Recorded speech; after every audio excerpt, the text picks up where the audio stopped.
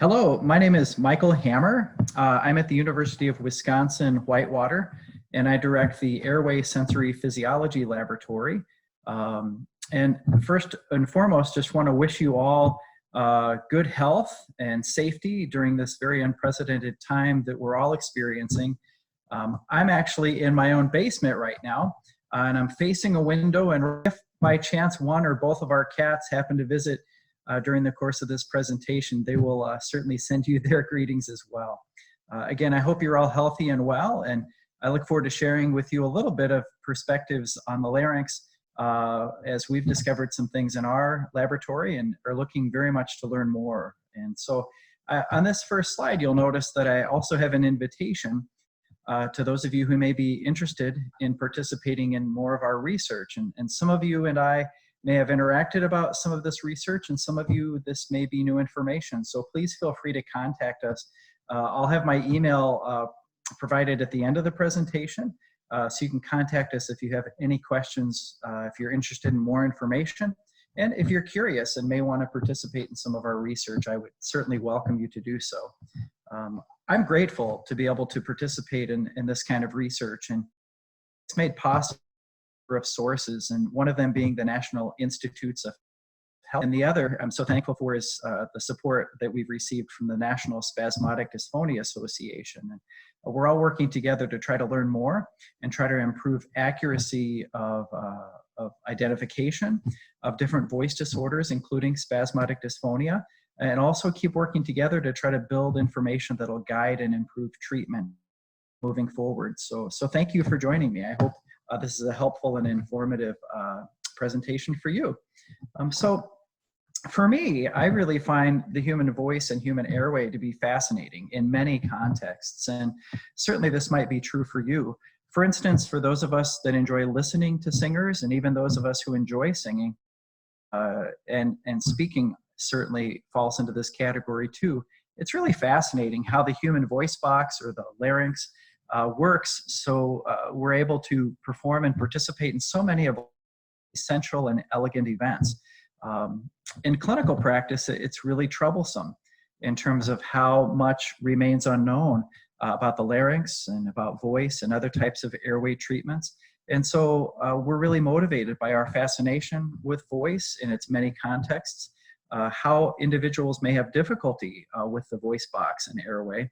And then in terms of neuroscience and other collaborative fields that work together, speech-language pathology, otolaryngology, neurology, and many other areas of practice, we have great curiosity, certainly, and great hope that what we do in our research labs and in our clinics and working together can translate into something that's helpful for individuals who may have voice, swallow, and other types of airway difficulties.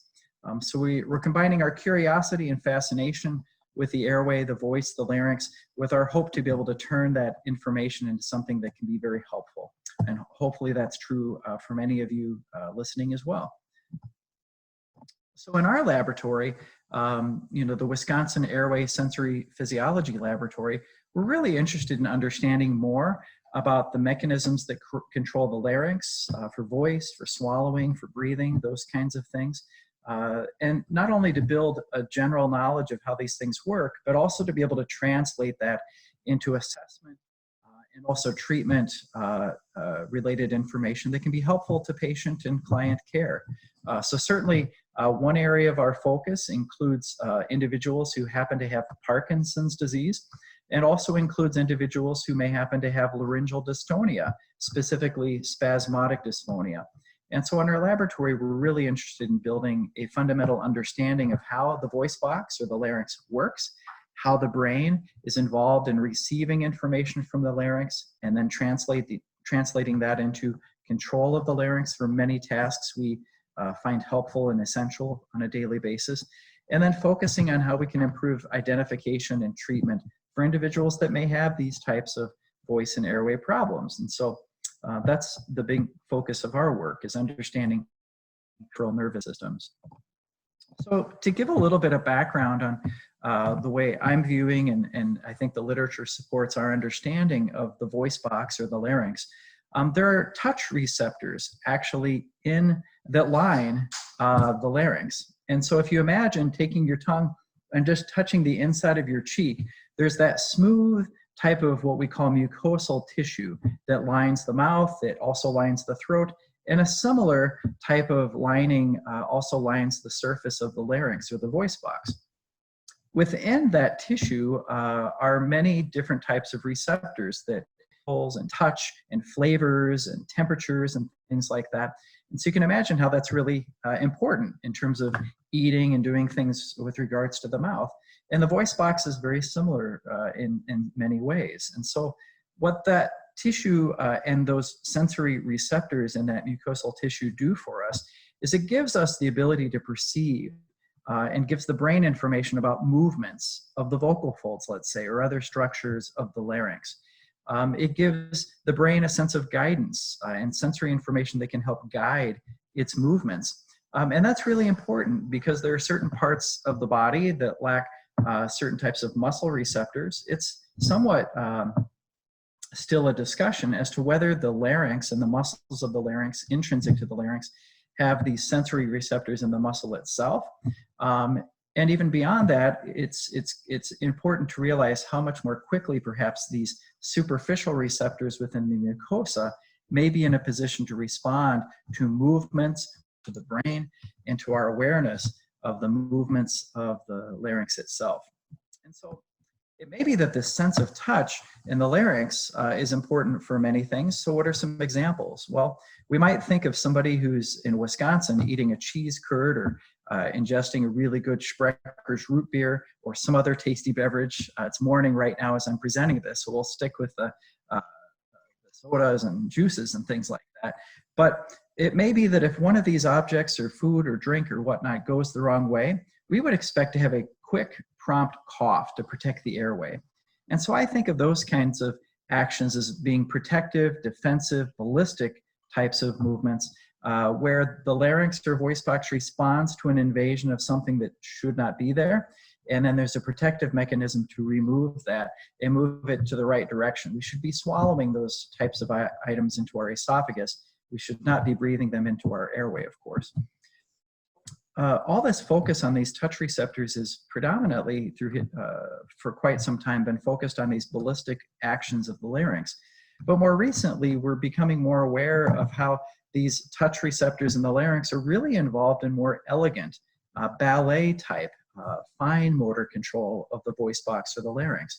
And so you can imagine if you were to take your hand and type at the keyboard or play the piano or whatever musical instrument that might involve your hands, or just the delicate movements of putting a postage stamp on an envelope, that really you're not putting forth your strongest effort. Those aren't ballistic movements. Those are fine, delicate types of motor control that rely on these touch receptors at the fingertips. Similarly, those sensory receptors in the larynx not only contribute to these ballistic type protective movements, but we're finding that they're very correlated, very associated with these more fine, delicate movements. And so might be really helpful for individuals in terms of singing or speaking, those kinds of things. So where are these touch receptors that I'm speaking of? Well, here's a diagram from a while back that outlines a view of the larynx from above and a view of the larynx from the side. And so this cartoon here on the left-hand side of this image, we have where the epiglottis would be located, which is a structure that helps. We have this, this white structure here. This is one of the vocal folds. We have here the other vocal fold, and so we're facing down someone's throat and viewing the right vocal fold, the left vocal fold, because on the right-hand side would be the person's right side of the neck, left side would be the left side of the neck, and then we see the vocal folds right in the middle. And then this pie-shaped or wedge-shaped area here would be actually the passageway towards the trachea or the windpipe. And so the vocal folds are situated atop of the airway. Red arrows are pointing towards these oval-shaped structures that we call the arytenoids. The arytenoids are pulled apart, like in this diagram, for breathing, and that's very important. Those oval shapes would be drawn together, the arytenoids would be drawn together to bring the vocal folds together to begin voicing or to close the airway if there was something going down the wrong way. Then there are these little dots, almost thinking of it as a pointillistic type painting. The area that has the greatest density of these black dots represents where there are more of these touch or sensory receptors. And those sensory receptors, those dots, are very concentrated near the right side of this image, near the arytenoid cartilage, and that's where the red arrow is pointing here. There are a lot of these sensory receptors concentrated in this region. And also there's a concentration here where the epiglottis would be. So in the larynx, or the voice box, there are many of these touch receptors throughout the larynx, but in particular near the epiglottis and near the arytenoid cartilage. And that's important, especially the arytenoid, because those are articulators. Those are areas of movement. So the brain can register information about the movements and position of the larynx as the vocal folds are pulled apart by these cartilages. The mucosa surrounding them can give the brain an indication of the movements apart or the movements together, and can also give the brain information as far as movement of air through this region and things like that. So we know that there are 12 cranial nerves, and of those, the cranial nerve we've given the number of 10 is called the vagus nerve. And so the vagus nerve is the primary cranial nerve that innervates the larynx. It innervates the muscles, but it also sends information from the larynx back to the brain. And that's through what we call the internal branch of the superior laryngeal nerve. And so those sensory receptors send information to the brainstem and on to the brain itself by way of these sensory receptors traveling through the internal branch of the superior laryngeal nerve, which is one branch of the vagus nerve. So to put this in a bit broader context, healthy voice, our ability to read stories to our children, to talk and communicate over the phone or maybe by WebEx, all those things we do with our voice that we often take for granted is really dependent upon coordination of motor output from the brain and sensory input from the periphery. We use our sense of hearing to guide voicing, certainly, in terms of knowing whether we've said the sound correctly, whether the pitch is in tune. And certainly the larynx itself has these sensory receptors we've spoken of now. And those sensory receptors give us information about the position, tension, and so forth about the larynx. Perhaps you sang in a choir, or perhaps you enjoy listening to singers. And so oftentimes there's a conductor of an orchestra or a conductor of a choir. And before the first sound is emitted by the singer, the conductor may give the downbeat or the cue as to when the music should begin. Long before that, the singer has probably taken a breath, adjusted their vocal folds, tuned them to the pitch they're likely to come in on, shaped their mouth and so forth to the correct vowel sound that they're about to make.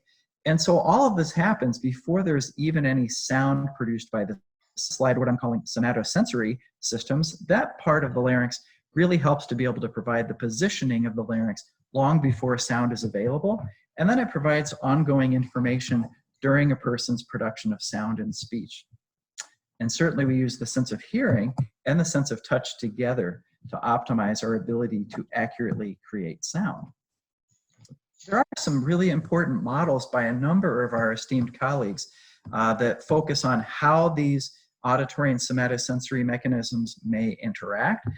And then we also have certain areas of disease or dysfunction where perhaps the auditory, perhaps the somatosensory mechanisms are not working in a way that's as optimal for producing voice. And so the letters PD here would stand for Parkinson's disease. So certainly people with Parkinson's disease may have some difficulties with integrating sensory information with their motor actions related to speech and voice.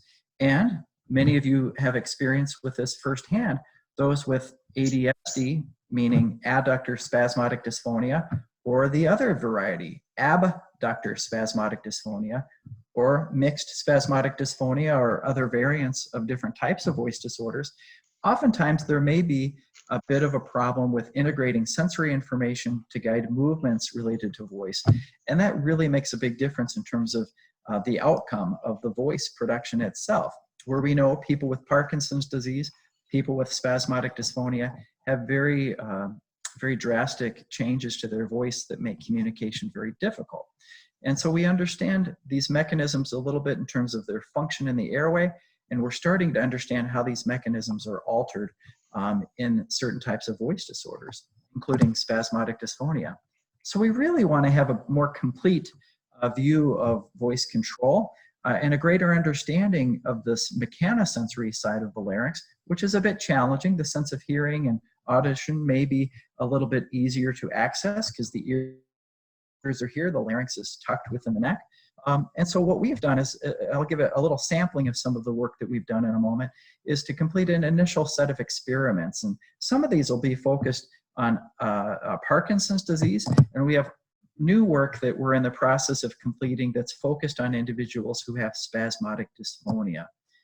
And so how would we even begin to test a hypothesis about sensory functions of those touch receptors in the larynx? That's very difficult, of course, because the larynx and these touch receptors, I can't even see them. I cannot show you my larynx just in this WebEx presentation. As many of you are aware, I'd have to take a scope and look through the nose or the mouth to be able to give you a good image of my larynx. And I'd be happy to do that, but we have limited time, so I won't be doing that in this presentation. But it's important to understand how would we access these receptors that we've talked about so far. And we really would have to use an approach similar to what many of you have experienced in the clinic. And so in this next slide, we have the side view of an individual, and we have then a scope that's often used in the clinic to take a look through the nose down towards the vocal folds and the larynx. And so this is where we would look at the vocal folds directly. And so from this diagram, we can go to the right-hand side now, and we can see where these vocal folds are. This would be the person's left vocal fold, the person's right vocal fold. And then we have this area. Remember that oval image we saw before that represented the cartilages that pull the vocal folds either apart for breathing or together for voicing? That's what we have in this image here. And we have a rendering that includes where the scope would be and this arytenoid cartilage, which is surrounded by that tissue, the touch receptors in the mucosa. So what we often do to be able to test directly, can a person feel or can we evoke cortical potentials by stimulating these sensory receptors, we actually use this endoscope then to deliver a puff of air to those receptors. Then yes, I can feel the puff of air. Maybe we look and we can see the person have reflexive closure of the vocal folds. And perhaps we can then record from the scalp, using specialized electrodes, what the brain is doing in response to this sensory input. And so those are a number of ways we can use this specifically calibrated stimulus. In this case, we're using a calibrated stimulus of air to be able to stimulate those receptors and then record the person's perception, perhaps their reflexive responses and cortical responses to that. So that's how we go about some of our experiments. So with that in mind, what have we learned so far? Well, I'll share a little bit with you about our work with people with Parkinson's disease, because I think it's helpful in terms of understanding the mechanism. I understand that many of you are focused on spasmodic dysphonia. We'll certainly talk about that, but let me share a little bit of information about what we've learned about Parkinson's disease. So a little bit of background. So sensory abnormalities are certainly also an issue with people who have Parkinson's disease. And a lot of times the problem with individuals with Parkinson's disease is their movements are actually reduced. The range of movement is smaller. The amount of movement, the frequency of movement, the scaling of movement, those kind of parameters are often reduced. We think of people's handwriting who have Parkinson's disease as becoming smaller and smaller. The stride as they're walking may become smaller and smaller. And those are similar principles we might get a sense of in their speech, where their voice is softer and more difficult to hear, those kinds of things. And so there are things that we're aware of also that relate to sensory changes in people with Parkinson's disease. They may have an altered sense of loudness of their own voice, where they feel that they're speaking loud enough when in fact they're speaking softly. And we ask them to speak at a more typical loudness range, and they let us know that they feel that they are shouting. So those are things that speak to some sensory changes in people with Parkinson's disease. It's also possible that individuals with Parkinson's disease may have difficulty with swallowing and potentially controlling food and so forth, and may be less aware of the presence of food pocketing in the mouth or sticking in the throat if they happen to have swallowing problems. And so these kinds of things point towards not only motor issues, but also some sensory changes. And so we think about this with Parkinson's disease. We also think about this sometimes with spasmodic dysphonia. Is this part of the brain certainly really important to modulate using sensory information from the periphery? In this case, we might think of the larynx. You can certainly think of the fingertips as well. And that the brain adjusts the gain and perhaps its ability to scale movements and movement output based on its integration of information from the periphery, touch receptors, for instance. And so that's important to realize. There are certainly deep brain structures very involved in the integration of this sensory information, even before perhaps it arrives at the cortex and is integrated to change into movements. Similar principle. And so what we've seen in a neurodegenerative disease, such as Parkinson's disease, is that individuals with Parkinson's disease require a much stronger stimulus to be able to feel a sensory input at the fingertip. We've seen that in previous work, and certainly in the larynx, we were able to develop a paradigm to be able to identify that that indeed is true of the larynx. And so what we have here on the left side, there's a bar graph that tells us that individuals who are otherwise healthy require 1 unit of this puff of air when it's stimulating the arytenoid, that mucosal tissue in the larynx. The y-axis, so the vertical axis, says LMDT, that's laryngeal mechanosensory detection threshold. And then you'll also see it's got MM, which is millimeters, and Hg, which is mercury. Those are just standard units of measure of pressure. We're not using mercury, it's just using regular air. But those are a unit of pressure, similar to centimeters of water or pounds per square inch. Millimeters of mercury is another precise way of measuring pressure output. And so for our control participants, it takes about 1 millimeter of mercury of air pressure for them to feel it. If you look at the bar to the right then, it takes about 3.5 or so times that pressure, greater pressure for a person with Parkinson's disease to be able to feel it. So their ability to detect, to feel, to accurately identify a sensory input to the larynx is certainly affected in a negative way. People with Parkinson's disease often have asymmetry, where one part of the brain is more affected by the Parkinson's disease, and then the opposite side of the body, therefore, is affected more, versus the other side of the body may be differently affected, and the other side of the brain and its opposite side of the body. So we have here now, looking at the left versus right, comparing the little left bar shows us that there's not much difference in left versus right for people who are healthy and do not have any kind of disorder or disease. And then you can see that people with Parkinson's disease, it's greater than 5 times the amount of asymmetry compared with the healthy controls. So it gives us a sense that also the larynx may have some different representation across the midline. Even though there is bilateral innervation of the larynx, it may be somewhat different. There's a predominance for contralateral, or the opposite side of the brain, to be receiving that sensory information. If I stimulate the left side of the larynx, it's most likely going to trigger on the right side of the brain, for instance. So that asymmetry certainly matches the clinical symptoms. And so we also have looked at individuals with Parkinson's improve their voice and their breathing. We do see sensory benefits as well. And so these sensory types of measures are really important to be able to identify the problem, and also to gauge whether the sensory mechanism may be part of the improvement as individuals go through their clinical program of intervention.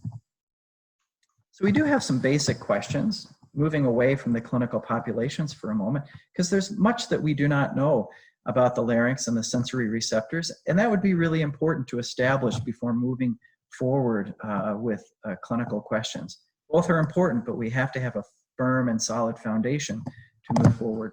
So we've looked at, again, you've seen this diagram before, where we stimulate the touch receptors of the larynx with this calibrated, precise puff of air. And then we also have looked at this within the context of individuals during different tasks, maybe breathing, and maybe vocalization and speech, and those kinds of things. What we have here are some initial data that we have, and we have a couple of studies right now that we're working towards publishing. In the upper left graph, we have the y-axis, that vertical axis that says sensory threshold, So that'll look familiar. That's the pressure required for a person to feel that puff of air when presented to the larynx. And then we have these lines that go from a dot that's in the baseline category and then move up and right mostly into the category of being voice. And so these are the two test conditions. The person was just breathing, and we tested their ability to feel the puff of air, and the average for that was around 1 millimeter of mercury. Then we asked the person to voice just on E, and then we provided or presented that puff of air and asked them could they feel it. And what we found is most of these lines moved upward. And if you look at then the graph on the bottom right, we have the same kind of threshold, kind of y-axis with the sensory threshold. And we have a baseline condition, which is the breathing, and a voice condition, which is when they were voicing. And we can see in this bar representation that it required a stronger puff of air for an individual to feel that puff of air during voicing compared with the baseline condition. We've run this in a few different validation type studies just to make sure that these data hold, and they certainly seem to. And so what we learned from this is perhaps the brain, the central nervous system, is able to ignore sensory input when it's in the middle of a task, right? So if I'm teaching and presenting here, and then a cat happened to stroll by, you didn't even see her, did you? I'm able to remain focused and filter or ignore distractions in the midst of being focused on what I'm trying to accomplish right now. So when we're voicing, that would be optimal to preserve the fluency of voice if we were not distracted by other types of things like the air moving through the vocal folds or the movement of those arytenoid cartilages and the adjustments that those things make for pitch.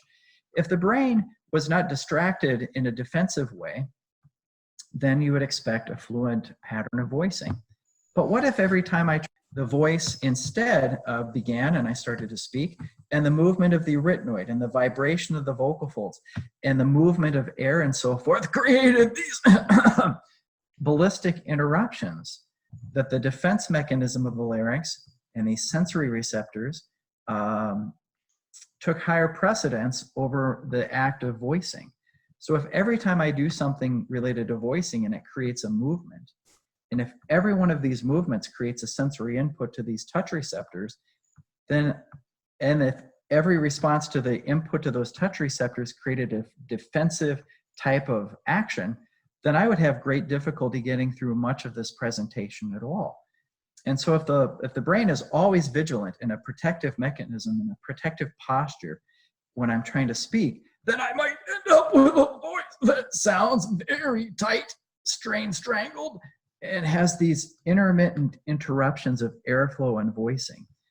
And so this slide represents, in part, one of the benefits of the way that the brain works, that it's able to focus on the task at hand. If I'm breathing, yes, please protect the airway. If I'm voicing, definitely protect the airway, but don't respond in a protective manner to movements that are simply associated with voice. If the brain expects there's voicing coming, then it's not surprised by these movements and airflows and adjustments that the larynx makes and the sensory input those create to the touch receptors of the larynx. So that's important, and that gives us some insight in terms of what we might think of happening in individuals with spasmodic dysphonia, given the symptoms we might expect if this was happening. So we're encouraged to look at perhaps unique features that may happen with men and women. And so we did take these data at this time, and this has been replicated again in a study we're working on finishing for publication. But if I look here, I have now included data separately for women who are in the solid bars and men who are in the striped bars. So if I look at the black bars, the solid black and the striped black bar, that's when the person's simply breathing. We have men that are just breathing and women who are just breathing. And they feel that puff of air pretty easily and about the same. And so there's no significant difference between men and women in that specific condition of just breathing and then puffing with air and determining can they feel it or not. Where we see a difference though is specifically on the task of voicing. And we've seen this also in some speech data that we've completed collecting more recently. What I see in the solid white bar is the group of women who are voicing on E. And then what I see in the striped bar is the group of men who are voicing on the vowel E. And both bars are certainly taller than the black bars, But what we see is that the striped bar is much taller, meaning that men tend to ignore that sensory input associated with their own voicing. It takes a much stronger puff of air for them to feel it.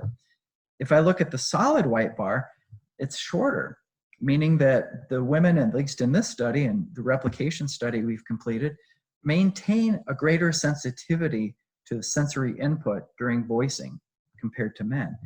And so it raises some interesting questions in terms of why women may be at a greater risk for voice problems. There seem to be a greater risk for spasmodic dysphonia in women than men. There tend to be other types of laryngeal problems that are more prevalent in women than men. And so it certainly raises some interesting issues in terms of why that might be from a biological perspective and a functional perspective. And so that's certainly going to bear out in some other studies that need to be done. But it certainly raises some more interesting questions, doesn't it? So how might we understand the basic mechanisms and how could this inform our assessment and intervention for patients with laryngeal disorders? And so this is where I may start now as we kind of move towards the last phase of this presentation. What's happening with laryngeal dystonia? What's happening with adductor spasmodic dysphonia? And much of this work, we're nearing completion and working on publication. So I'll give you some highlights of this while hopefully I'll be able to point you towards our specific publications in the near future. The sensory studies that we're near completion here is that if I look at this bullet point that says task specific, what I mean by task specific is that the results differ based on whether the person's breathing or whether the person's voicing or speaking. The specific tasks would be speech or voice. And so that sensitivity changes in a task specific fashion. For instance, if I'm just breathing, people with spasmodic dysphonia can feel the puff of air just as easily as anyone else. When I move towards a speech or voice dysphonia, based on our preliminary and nearly complete study, is that individuals maintain a higher sensitivity and the ability to feel that puff of air during voice and speech tasks compared with individuals who do not have spasmodic dysphonia. So it seems to be that there's a heightened sensitivity of that laryngeal mucosa in individuals with spasmodic dysphonia, but it's task specific. It's specifically during the voice or speech tasks. And so that's really important to realize. We also have determined that individuals with treatment with botulinum A toxin, with Botox, is that they tend to have more normalized sensory sensitivity or laryngeal sensitivity. And that's kind of interesting too, in that perhaps for a long time, we focused on the motor changes of injecting Botox into the laryngeal muscles, specifically the thyroarytenoid muscle. And that's probably true because of the effects the Botox has on the ability of the muscle to contract and the communication between the motor neuron and the muscle itself. However, there is evidence that suggests that Botox can have effects on the sensory mechanisms in general. For instance, individuals with headache may have injected Botox into the muscles where those headaches were prominent. But injecting Botox by pulling the needle back and injecting it into the skin as well as the muscle can result in improved results. So again, with that a little bit of information focused on headaches, which is somewhat unrelated, there is some reason and some basic evidence to suggest that Botox may also affect the sensory pathways as well as the muscle itself. That needs a little bit more examination, but it certainly raises some interesting questions to explore. And then finally, what we're working on right now and moving towards completion is our work focused on stimulating the laryngeal mucosa and then recording the responses at the motor cortex. So that would be our laryngeal somatosensory, meaning we're puffing the larynx with air, and then recording with this swim cap that has sensors in it, just to use an analogy, to be able to record the electrical potential responses at the motor cortex. And so that is work that we're looking at specifically, as well as a specific non-invasive way to be able to look at these same types of parameters. And so we're finding that the work that individuals have done in terms of brain imaging to identify that perhaps there are sensory regions of the brain affected in spasmodic dysphonia mechanisms by looking at the sensory input to the larynx and finding specific results that advance our knowledge in terms of the sensory role of the larynx in contributing to the disease of spasmodic dysphonia, and also responding to treatment in individuals with spasmodic dysphonia. So that's really important to build our foundation as we continue to move towards treatment. And so to summarize, there are distinct voice deficits that people have with, I've talked about people with Parkinson's disease a little bit today, and certainly we know more broadly about laryngeal dystonia or types of spasmodic dysphonia.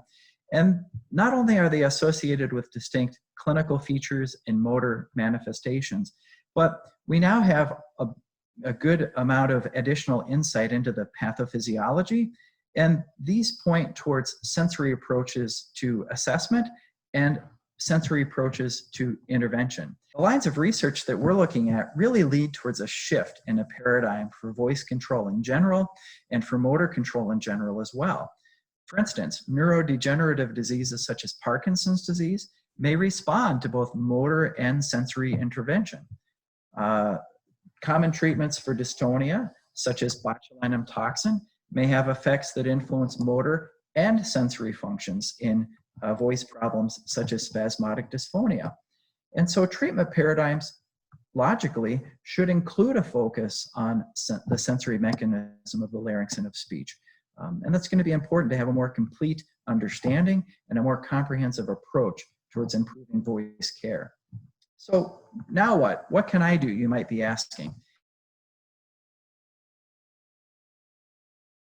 Participate. If you do not have spasmodic dysphonia, we would welcome you to participate as well in our studies. We're looking at specific mechanisms, sensory and motor, and brain mechanisms related to spasmodic dysphonia. And so here's a slide where I have specifically our contact information and our email address where you can participate. So our email address is uwwayrwaylabs@gmail.com. That's the email address that we're using for people to contact us. And then we would get back to you and set a time to talk by phone. Now, obviously, we're in a situation right now with the COVID-19 global pandemic where we're not bringing people into campus right now, to our lab right now, but what we do want to do is encourage you to contact, if you're willing, come visit us after things start to subside and we're able to get clearance to bring people in. But we certainly are in a position to provide information to you, guidance, certainly talk with you in the meanwhile as well. So please, if you have any reason, you have curiosity, questions or whatnot, please feel free to contact us directly, and we would be delighted to talk with you. Thank you so much for spending time with us. Just to summarize, these touch receptors and mechanosensation receptors in the larynx are important for motor control of the larynx and for voice. And there's a suggestion that the fine motor control of the larynx, that elegant movement that we would like or we would expect of the voice, is really dependent upon that mechanosensory mechanism. So I would certainly welcome your questions. Feel free. If we had a live interaction here, we'd have a really nice conversation either during or after this presentation. So please feel free to email me if you have any other questions or concerns or